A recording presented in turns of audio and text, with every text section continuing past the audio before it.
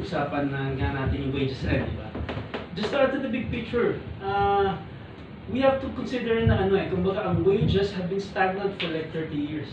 Di ba nga, yung matagal na argument nga yung sa yung kung kailan lang yung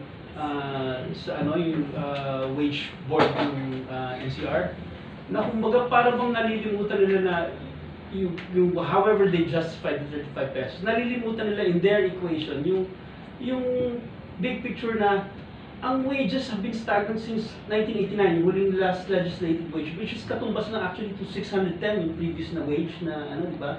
So yung 35 na inangat is ang liit-liit niya. Hindi, kumbaga, they forget yung social arguments, social and economic arguments sa equation na yan, na kumbaga, hindi mo social justice kumbaga, kung bakit yung sa bagsak yung we have a big growing population of young people, di ba?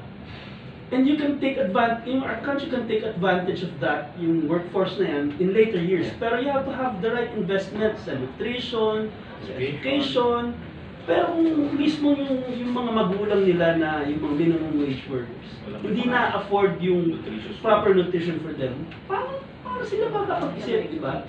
So in a sense, we're also shooting ourselves in the foot na kumbaga yung growth natin nasa lower middle income country tayo. Hindi tayo makakaangat dyan in later years na we cannot create our industries cannot create the high value jobs na kailangan ng mga higher quality workers na yung the right intellectual capacities to take advantage of yung mga investments na yan.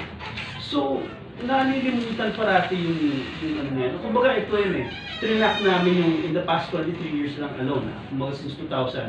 Makikita na ang labor productivity niya on a national level, it increased around 52% in 23 years, 24 years.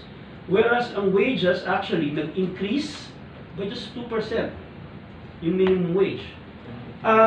Magkakaiba yan. Yung kumbaga sa certain regions, NCR, nasa 13% yung inangat niya Pero, kung considering yung labor productivity ng NCR, mas mataas din. About 3 times yung estimate ng World Bank. So, sabihin na natin, nasa 150% yung increase over 24 years.